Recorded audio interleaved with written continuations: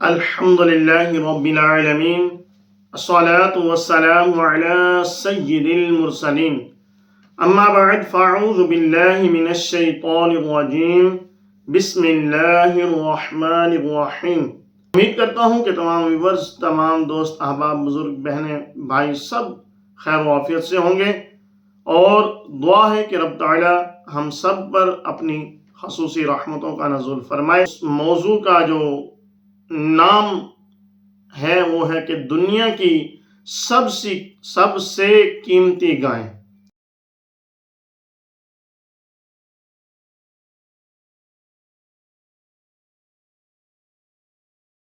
الحمدللہ رب العالمین الصلاة والسلام علی سید المرسلین اما بعد فاعوذ باللہ من الشیطان الرجیم بسم اللہ الرحمن الرحیم۔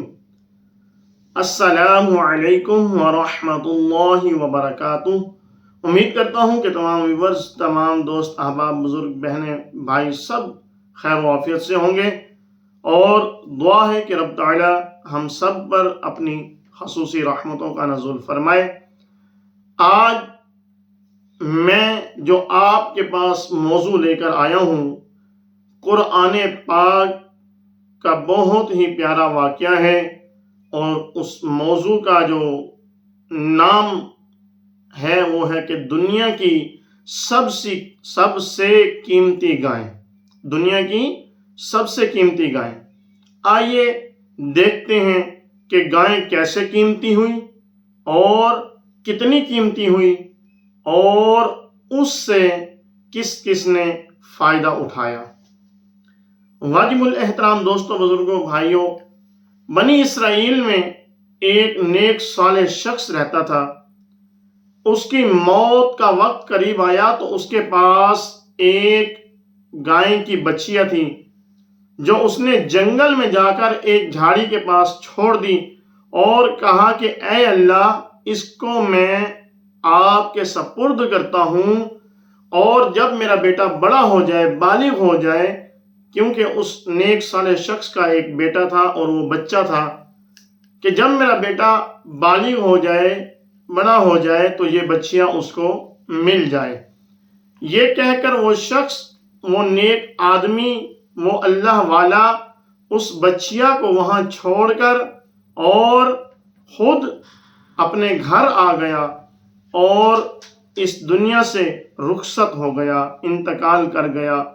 اس کے بعد اس کا بیٹا پرورش پانے لگا، اور وہ ایک نوجوان بن گیا، ایک خوبصورت نوجوان لڑکا بن گیا۔ بہرحال اب اس نوجوان میں بہت ہی پیاری عادتیں موجود تھیں۔ وہ کیا تھیں کہ وہ نوجوان، اس نے اپنی رات کو 3 حصوں میں تقسیم کر رکھا تھا۔ ایک حصے میں وہ اپنی والدہ کی خدمت کرتا، ایک حصے میں اللہ تبارک و تعالی کی عبادت کرتا، اور ایک حصے میں وہ اپنی نیند پوری کرتا۔ اسی طرح سے اس نے اپنے روزگار کے جو آمدن ہوتی، اس کے بھی اس نے 3 حصے کر رکھے تھے۔ ایک حصہ اپنی والدہ کو دیتا، ایک حصہ اللہ کی راہ میں خرچ کرتا، اور ایک حصہ اپنی ذات پر خرچ کرتا۔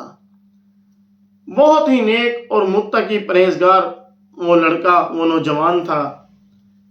اسی طرح سے چلتا رہا۔ ایک دن والدہ نے بیٹے سے کہا کہ بیٹا، تمہارے والد نے وراثت میں ایک بچیا جنگل میں فلاں جھاڑی کے پاس چھوڑی تھی، جاؤ اور جا کر وہاں پر اس طرح سے دعا کرو کہ اے ابراہیم و اسحاق و اسماعیل علیہ السلام کے رب، میری بچیا جو میرے والد نے یہاں پر چھوڑی تھی وہ مجھے عطا فرما۔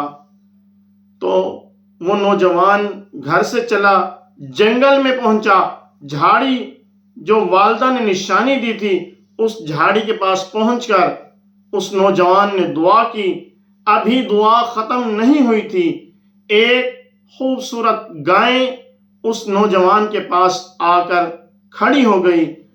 والدہ نے نشانی دی تھی کہ گائے کا کلر جو ہے وہ پیلے رنگ کا ہوگا اور اس کے جسم سے نور کی طرح روشنی چمک نکل رہی ہوگی اور پیلے رنگ کی چمکدار گائے ہوگی۔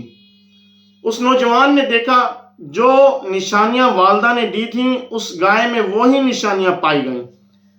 نوجوان نے گائے کو لیا اور گھر آ گیا۔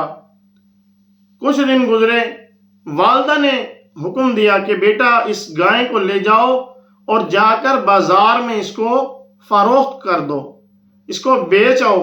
نوجوان لے کر جانے لگا تو والدہ نے کہا کہ بیٹا گائے کو 3 دینار میں فروخت کرنا ہے، اس سے زیادہ نہیں، اور کسی کو بھی میرے مشورے کے بغیر نہیں دینا۔ یعنی کہ اگر کوئی لینے کے لیے آئے تو پہلے مجھ سے مشورہ کرنا ہے، اس کے بعد گائے اس کو فروخت کرنی ہے۔ نوجوان گائے کو لے کر گیا بازار میں۔ ایک شخص آیا، آ کر اس نے کہا کہ بیٹا یہ گائے مجھے فروخت کر دو۔ تو نوجوان نے کہا کہ ٹھیک ہے، میں اپنی والدہ سے مشورہ کر لوں۔ اس شخص نے کہا کہ نہیں، میں آپ کو اس گائے کے 3 دینار کی بجائے 6 دینار رقم دوں گا۔ اس وقت بازار میں گائے کی قیمت بھی 3 دینار تھی۔ اس نے کہا کہ میں 6 دینار دوں گا، لیکن اپنی والدہ سے مشورہ نہ کرو، والدہ سے مشورہ کیے بغیر یہ گائے مجھے دے دو۔ اب ہم میں سے کوئی شخص ہوتا تو وہ کہتا کہ 3 دینار کی بجائے یا 3 لاکھ کی بجائے 6 لاکھ کی جا رہی ہے تو مجھے فائدہ ڈبل ہو رہا ہے، میں اس کو بیچ دیتا ہوں۔ اور والدہ اگر پوچھتی اور بات کرتی تو آگے سے کہہ دیتے آپ کو کیا خبر، آپ کو کیا پتا، مجھے تو ڈبل منافع ہوا ہے۔ بہرحال اس نوجوان نے کہا کہ آپ جو کچھ مرضی کر لیں، آپ جو کچھ مرضی کر لیں، جتنی مرضی رقم بڑھا دیں، میں نے اس گائے کو آپ کے پاس اس وقت تک فروخت نہیں کرنا جب تک والدہ سے مشورہ نہ کر لوں۔ نوجوان گھر آتا ہے، والدہ سے مشورہ کرتا ہے۔ والدہ کہتی ہیں کہ شاید یہ شخص کوئی اللہ کی طرف سے فرشتہ آیا ہے، جاؤ اور جا کر اس سے پوچھو ہم یہ گائیں فروخت کریں یا نہ کریں، اگر کرنی ہے تو کب کرنی ہے اور اس کی کیا قیمت لینی ہے۔ وہ نوجوان دوبارہ بازار میں آتا ہے، آ کر اس شخص سے گفتگو کرتا ہے کہ ہم اس گائے کو کب بیچیں یا نہ بیچیں اور کتنے کی بیچیں۔ تو اس شخص نے کہا کہ اس گائے کو اب ہی نہیں، کچھ دنوں تک یہاں پر بنی اسرائیل کے کچھ لوگ آئیں گے اور آ کر آپ سے یہ گائے لے جائیں گے، تو آپ نے اس گائے کی قیمت کیا لینی ہے کہ اس گائے کے چمڑے میں سونا بھر کر لینا ہے، تو وہ آپ کو اس کی قیمت دیں گے۔ بہرحال وہ نوجوان گائے کو لے کر گھر آ گیا۔ کچھ دن گزرے تو بنی اسرائیل میں ایک شخص کو کسی نے قتل کر کے باہر ڈال دیا، پلاٹوں میں، جنگلوں میں ڈال دیا۔ اب اس شخص کا جب پتہ چلا تو دیکھا گیا کہ کسی نے قتل کر دیا۔ قاتل کی تلاش شروع ہوئی، قاتل نہ ملا۔ حضرت موسیٰ علیہ السلام کی بارگاہ میں حاضر ہوئے، عرض کی اے اللہ کے نبی، ہمارا فلاں رشتہ دار، اس کو کسی نے قتل کر دیا، اب ہمیں کوئی قاتل نہیں مل رہا، سراغ نہیں مل رہا، آپ ہی ارشاد فرمائیں کہ کس نے اس کو قتل کیا ہوگا۔ وہ شخص جس کو قتل کیا گیا وہ بہت ہی امیر ترین شخص تھا۔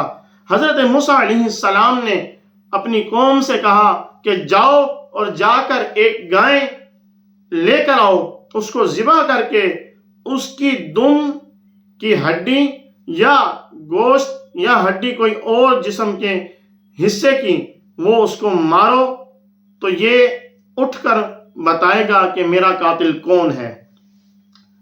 گائے کے بارے میں پھر پوچھا گیا کہ اس کی عمر کیا ہو، اس کا رنگ کیا ہو، اس کا قد کتنا ہو، اور طرح طرح کی اس سے نشانیاں حضرت موسیٰ علیہ السلام سے اس کی نشانیاں لی گئیں۔ حضرت موسیٰ علیہ السلام نے پھر بتایا کہ گائے کا رنگ پیلا ہونا چاہیے، اتنی عمر کی ہونی چاہیے، نہ اس سے کوئی فائدہ لیا گیا ہو، اور اس گائے کی ساری خوبیاں بیان کر دیں۔ حضرت موسیٰ علیہ السلام نے امتی ڈھونڈنے لگے، ڈھونڈتے ڈھونڈتے اس نوجوان کے پاس پہنچے، وہ ساری خوبیاں اس گائے میں پائی گئیں۔ نوجوان سے کہا کہ یہ گائے ہمیں بیچ دو، تو نوجوان نے کہا کہ بیچوں گا ضرور، لیکن یہ میری شرط ہے کہ اس کے چمڑے میں سونا بھر کر لوں گا۔ تو ان لوگوں نے کہا کہ ہمیں منظور ہے۔ وہ گائے کو لے گئے، جا کر ذبح کیا، ذبح کر کے اس کے گوشت کا ٹکڑا یا ہڈی جو ہے اس مردے کو ماری گئی، تو مردہ اٹھ کر بیٹھ گیا۔ اس نے کہا کہ مجھے میرے فلاں چچا زاد بھائی نے میرے مال دولت اس کے لیے قتل کیا ہے، دو چچا زاد بھائیوں نے مجھے قتل کیا ہے۔ یہ بتانے کے بعد وہ شخص دوبارہ فوت ہو گیا، اور ان دو لوگوں کو، چچا زاد بھائیوں کو پکڑ کر ان کو بھی قتل کر دیا گیا۔ اس کے بعد اس نوجوان کو اس چمڑے میں سونا بھر کر دیا گیا۔ وہ نوجوان چمڑا لے کر سونے سے بھرا ہوا گھر آیا۔ معلوم ہوا کہ اللہ تبارک و تعالیٰ کے نیک بندے جو مال چھوڑ جاتے ہیں اس میں برکت ہی برکت ہوتی ہے۔ اب دیکھیں کہ اس سے کس کس نے فائدہ اٹھایا۔ اس گائے سے اس کے بیٹے نے، اس نیک شخص کے بیٹے نے فائدہ اٹھایا۔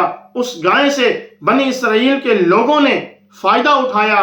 اس گائے سے اب دیکھ لیں کہ گائے کے گوشت کا ٹکڑا لگنے سے ایک مردہ اٹھ کر بیٹھ گیا اور اس نے اپنے قاتل کا نام بتایا۔ معلوم ہوا کہ اللہ والوں کی جو چیزیں ہوتی ہیں وہ برکت رکھتی ہیں۔ اللہ والوں کی چیزوں میں یہ اللہ تبارک و تعالیٰ ان کو طاقت عطا فرماتا ہے کہ اگر وہ مردوں کو لگ جائیں تو مردے اٹھ کر بیٹھ جاتے ہیں اور بول پڑتے ہیں۔ تو اللہ والوں کی کیا شان ہوگی، اللہ کے نیک بندوں کی کیا شان ہوگی، جبکہ ان کے جانوروں کا یہ کمال ہے۔ بہرحال اس سے ہمیں ایک اور بھی سبق بہت ہی پیارا ملتا ہے۔ وہ کیا کہ اب وہ نوجوان اگر چاہتا تو گائے کو 3 کی بجائے 6 دینار میں فروخت کر دیتا، لیکن اس نے اپنی والدہ کا کہنا مانا۔ معلوم ہوا کہ والدہ کا کہنا، والد ہو یا والدہ ہو، ان کے کہنے میں ایسی برکت ہوتی ہے، ایک ایسا راز پوشیدہ ہوتا ہے کہ جس کی وجہ سے ہمیں فائدہ ہی فائدہ ہو سکتا ہے۔ تو نیت کر لیں کہ والدین جو بولیں گے اس پر عمل کرنا ہے۔ ہاں، والدین جو بولیں ہو وہ شریعت کے مطابق، اگر شریعت سے کوئی بات ٹکرائی تو پھر ہمیں شریعت کو ترجیح دینی ہوگی۔ نوجوان کی عبادت دیکھیں کہ اپنی رات کو 3 حصوں میں تقسیم کیا، ایک حصہ اللہ کی عبادت کے لیے، ایک حصہ والدہ کی خدمت کے لیے، اور ایک حصہ اپنی نیند کے لیے۔ اپنے مال کو 3 حصوں میں تقسیم کیا، ایک حصہ والدہ کو پیش کرتا تھا، ایک حصہ اللہ کی راہ میں خرچ کرتا تھا، اور ایک حصہ اپنی ذات پر۔ ہم بھی غور کریں، اگر ہم بھی اپنی زندگی کو، اپنی رات کو اور اپنے مال کو اس طرح سے تقسیم کر کے اللہ کی راہ میں گزارنے لگ جائیں تو انشاءاللہ اس کی برکتیں ہی برکتیں ہمیں نصیب ہوں گی۔ اب میں آپ کو بڑی ہی دلچسپ بات بتاتا ہوں کہ قرآن مجید کا پہلا پارہ اور قرآن مجید کی سب سے بڑی سورت سورہ بقرہ۔ اب بقرہ عربی میں بقرۃ کہتے ہیں گائے کو۔ اس سورت کا نام سورہ بقرہ یعنی کہ گائے والی سورت اسی واقعے کی وجہ سے رکھا گیا۔ تو اسی سورت میں، سورہ بقرہ میں اور قرآن پاک کے پہلے پارے میں یہ واقعہ موجود ہے۔ تو دعا ہے کہ رب تعالیٰ جو درس و بیان ہوا اسے یاد رکھنے، اس پر عمل کرنے اور اسے دوسروں تک پہنچانے کی توفیق عطا فرمائے۔ اللہ تبارک و تعالی ہمیں اس ویڈیو کو زیادہ سے زیادہ شیئر کرنے، چینل کو سبسکرائب کرنے اور بیل آئیکن کو پریس کرنے کی توفیق عطا فرمائے، تاکہ یہ نیکی کا کام جاری و ساری رہے اور لوگوں تک دین کی بات پہنچتی رہے۔ آمین۔ السلام علیکم ورحمۃ اللہ وبرکاتہ۔